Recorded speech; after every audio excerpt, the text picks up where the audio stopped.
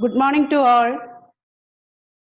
Here we come back again after a vacation. Did you enjoy your vacation? Did you remember in the previous class what we have taken? Which poem we have taken? Yes, the lines are written in early spring. Who was the author of this poem? Wordsworth. And in the previous class, we have gone through the fourth stanza of the poem. Lines written in early spring. In the fourth stanza, the poet says that everything in nature catches our attention. The least movement in nature gives the thrill of pleasure. The least movement of nature gives pleasure. The beauty of nature is gracefully portrayed in the poem. Then we can also see the negative effects of mankind throughout the poem. Every being in nature enjoys, and man can also enjoy if he comes close to nature. Then we have already discussed the rhyme scheme of the poem.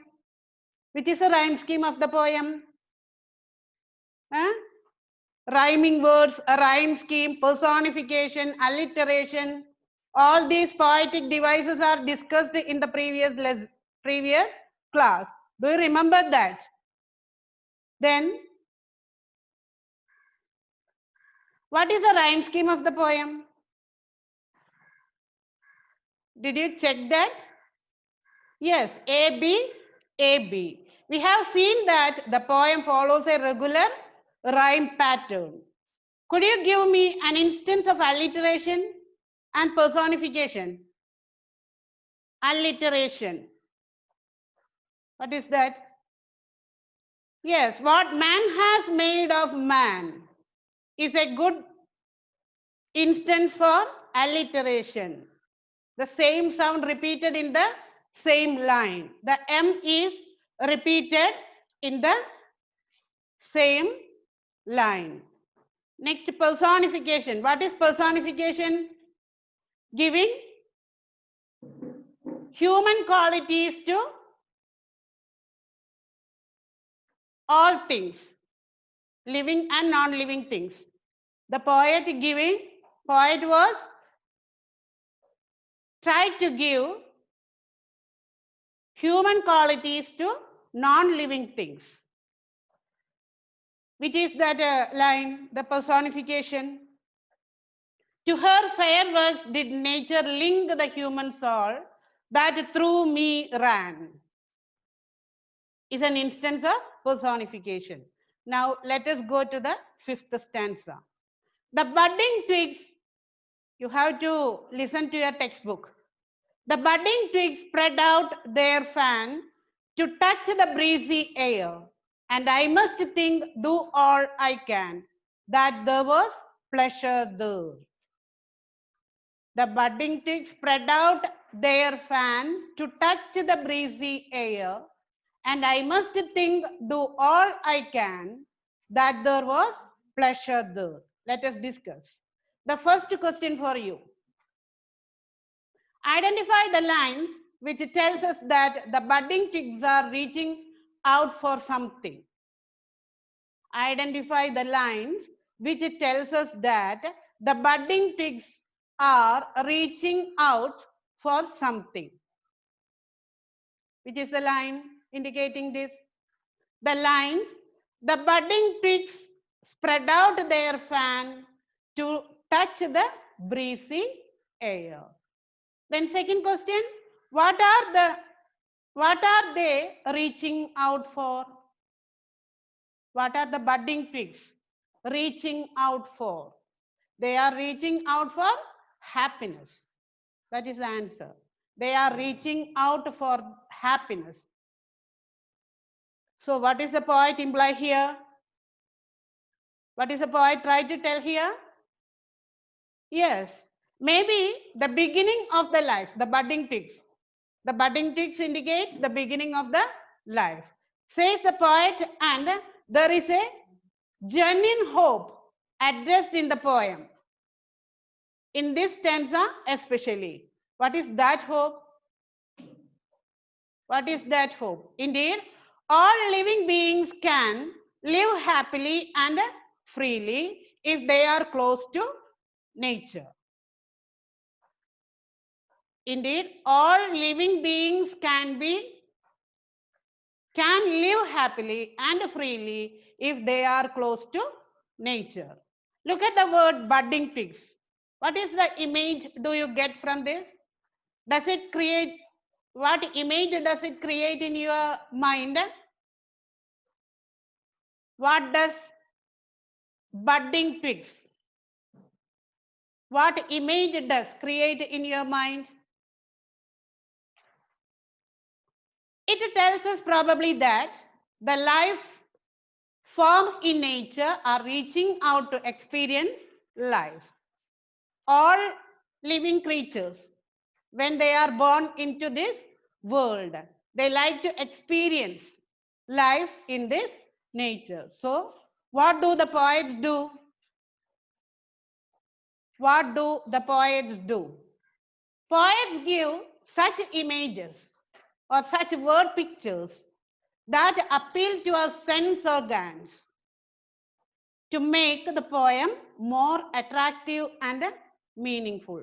In order to make the poem more attractive and meaningful, the poets give such images or such word pictures which appeal to our sense organs. Let us learn more about them. Poets use how many sense of organs? Do you know how many sense of organs? Huh? 5 sense of organs. Then, which are the 5 sense of organs included these images? Which are the images? Visual image, auditory image, olfactory image, tactile image, and gustatory image. These all who have studied in the previous class. Don't you remember that? What is the first one? Visual image. Visual image. Visual image appeals to our sense of sight.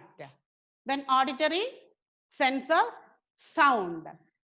Then olfactory, sense of smell.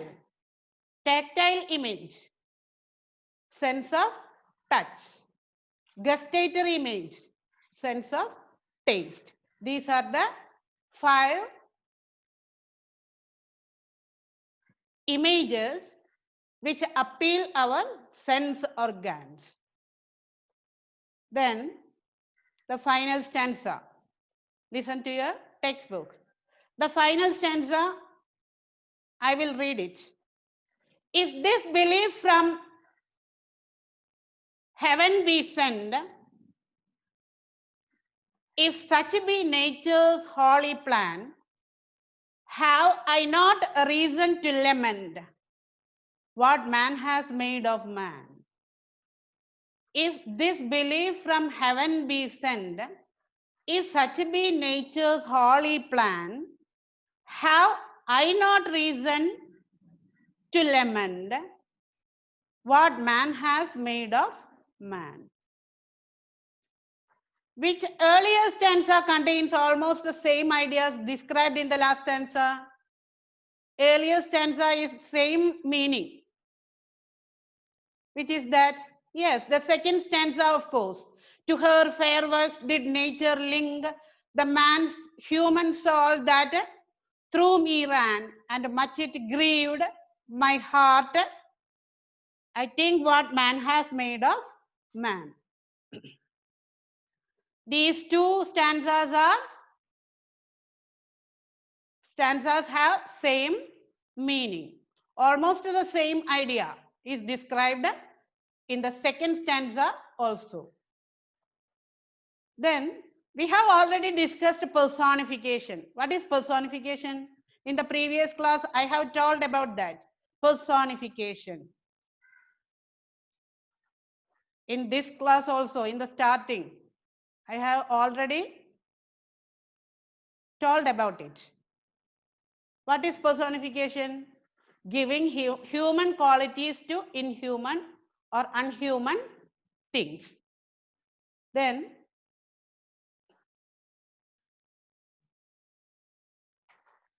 pick out an instance of personification from the stanza.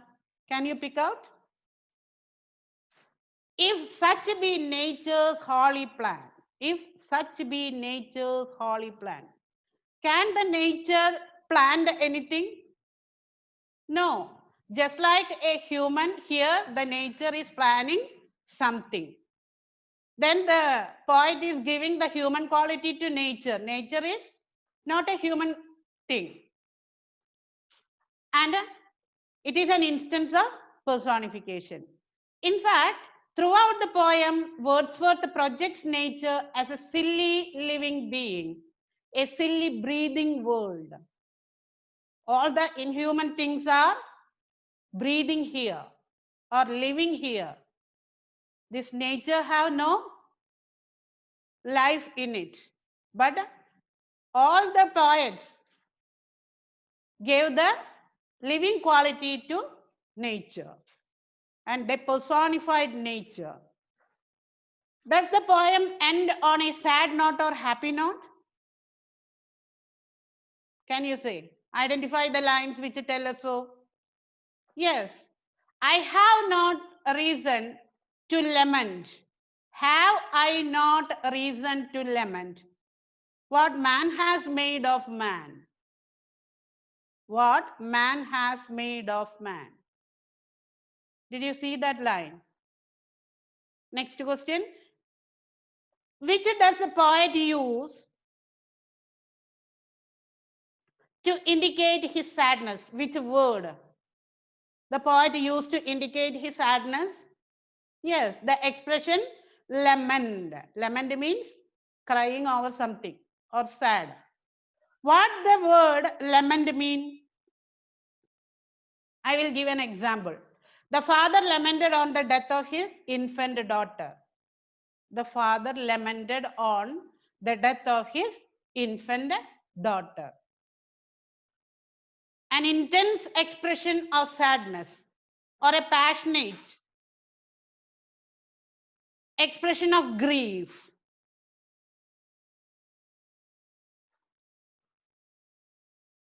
Or sorrow. Let us go through the last para once more. Almost the same idea. The second and the last stanzas. If this belief from heaven is sent, last paragraph, last stanza. If this belief from heaven be sent, if such be nature's holy plan, have I not a reason to lament what man has made of man? What is nature's holy plan? What nature's holy plan? Nature fills everything with beauty, pleasure, and peace. What does the phrase mean, made? Made in what has made man to, what is that line? What man has made of man. Made, what is the meaning here?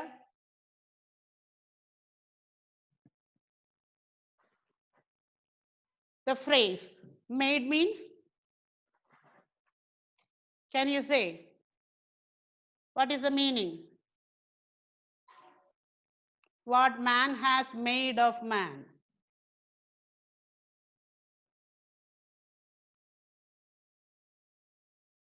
What man has made of man.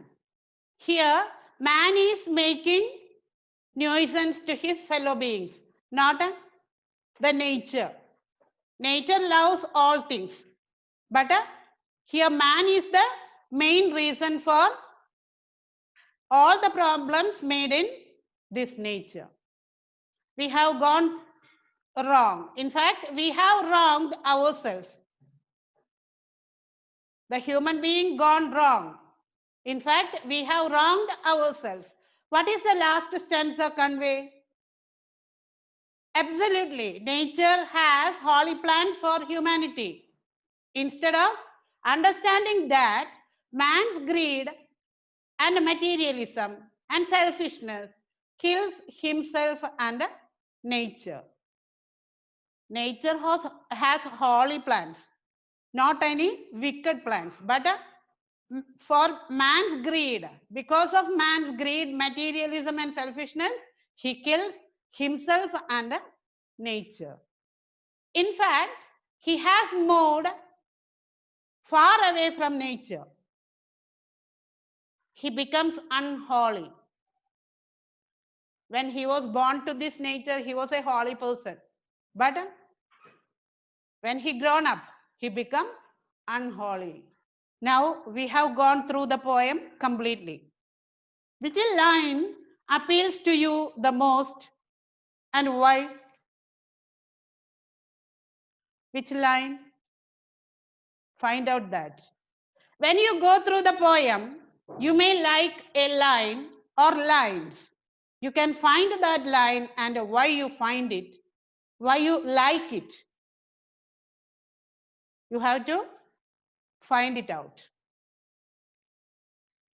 Then let us recap. What do we infer? Infer from the poem.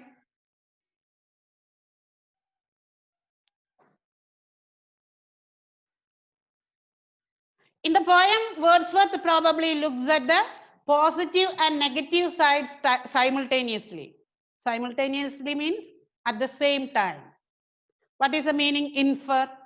What do we infer from the poem? Infer means understand.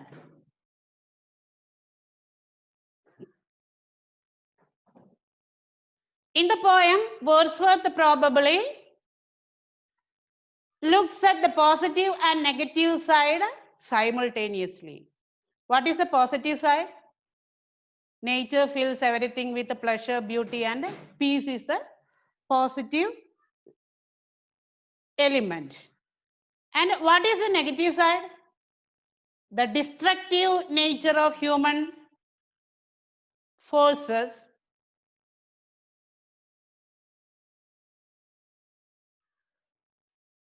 The destructive nature of human forces. He was tries to be destructive. And that beautifully expressed in this line, what man has made of man. It is a negative one. It is a negative line.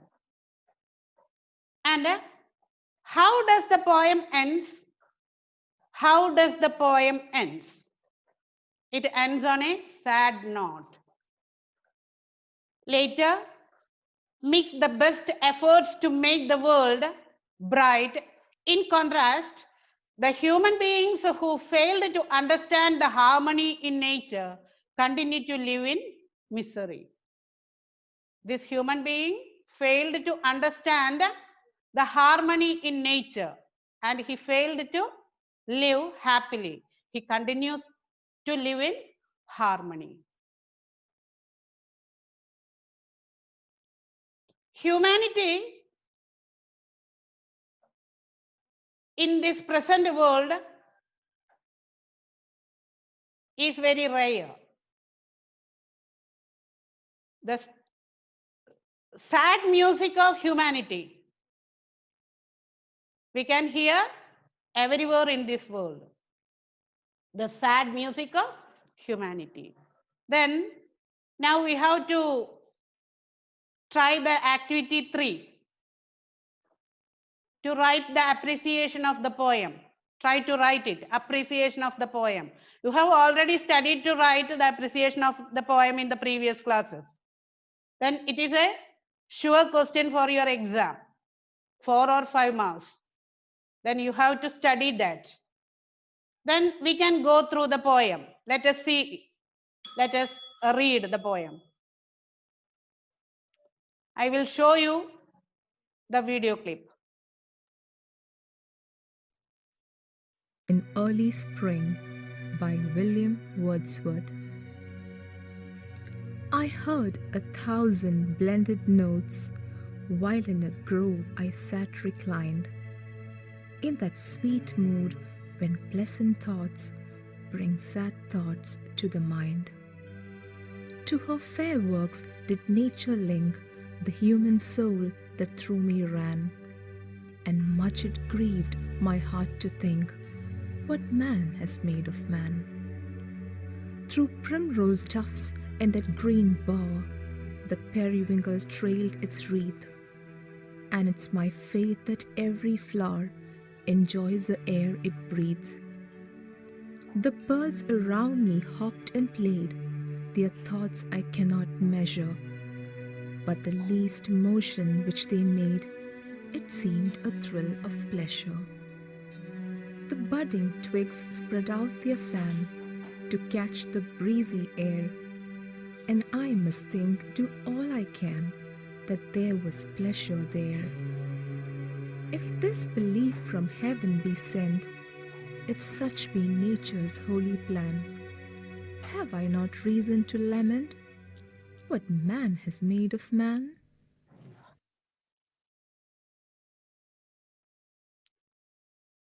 Now,